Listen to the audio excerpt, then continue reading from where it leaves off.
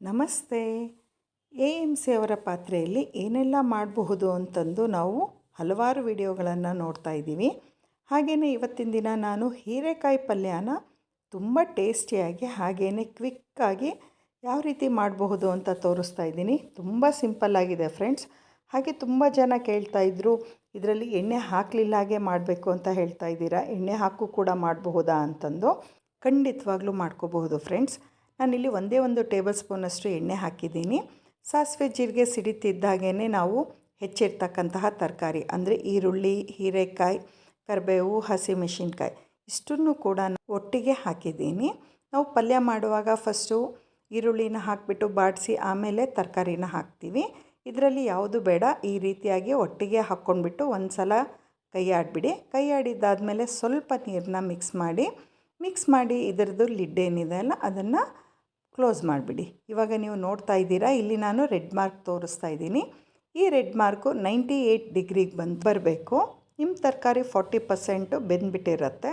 ನೋಡ್ತಾ ಇರಬಹುದು, ಲಿಡ್ ಆವಾಗಲೇ ಮೂವ್ ಆಗ್ತಾ ಇದೆ. 98ಗೂ ಕೂಡ ಬಂದಾಗಿದೆ. ಲಿಡ್ನ ಓಪನ್ ಮಾಡೋಣ. ತರಕಾರಿ ಬೆಂದಿದೆ. ನಿಮ್ಮ ಅನುಗುಣವಾಗಿ ಮಸಾಲೆನ ಹಾಕ್ಕೋಬಹುದು. ಉಪ್ಪು, ಖಾರ, ಹುಳಿ, ಹಸಿ ಕೊಬ್ಬರಿ, ಕರಿಬೇವು, ಕೊತ್ತಂಬರಿ ಈ ರೀತಿಯಾಗಿ ಎಲ್ಲದನ್ನು ಒಟ್ಟಿಗೆ ಹಾಕ್ಕೊಂಡ್ಬಿಟ್ಟು ಒಂದು ಸಲ ಕೈ ಆಡಿದ್ರೆ ಮುಗಿದೋಯ್ತು. ನಿಮಗೆ ಎ.ಎಮ್.ಸಿ ಅವರ ಕಾಂಟ್ಯಾಕ್ಟ್ ನಂಬರ್ ಆಗಿರಲಿ ಅಥವಾ ಇದರ ಬಗ್ಗೆ ಹೆಚ್ಚಿನ ಮಾಹಿತಿ ಬೇಕು ಅಂತಂದರೆ ಡಿಸ್ಕ್ರಿಪ್ಷನ್ ಬಾಕ್ಸಲ್ಲಿ ನಂಬರ್ನ ಕೊಟ್ಟಿರ್ತೀನಿ. ಅವರಿಗೆ ನೀವು ಕಾಂಟ್ಯಾಕ್ಟ್ ಮಾಡಿಬಿಟ್ಟು ಎಲ್ಲ ರೀತಿಯಾದಂತಹ ಮಾಹಿತಿನ ಪಡ್ಕೋಬಹುದು. ನೋಡಿ ಪಲ್ಯ ಎಷ್ಟು ಬೇಗ ರೆಡಿ ಆಗಿದೆ ಅಂತ ಅಂದ್ಬಿಟ್ಟು ಇಮ್ಯಾಜಿನೇಷನ್ನೇ ಮಾಡ್ಕೊಳಲ್ಲ, ಅಷ್ಟು ಬೇಗ ಆಗುತ್ತೆ. ಹಾಗಂತ ಟೇಸ್ಟಲ್ಲಿ ಯಾವುದೇ ರೀತಿಯಾದಂತಹ ಕಾಂಪ್ರಮೈಸು ಇಲ್ಲ.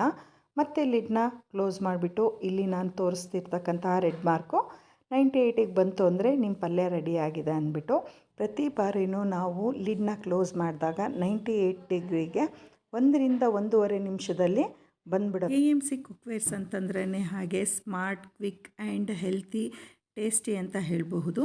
ಈ ರೀತಿಯಾದಂತಹ ಹೊಸ ರೆಸಿಪೀಸ್ನ ನೋಡಬೇಕು ಅಂತಂದರೆ ಖಂಡಿತವಾಗ್ಲೂ ಸಬ್ಸ್ಕ್ರೈಬ್ ಆಗಿ. ಹಾಗೆಯೇ ಹೊಸ ವಿಡಿಯೋ ಜೊತೆಗೆ ಮತ್ತೆ ಸಿಗೋಣ. ಬಾಯ್ ಬಾಯ್.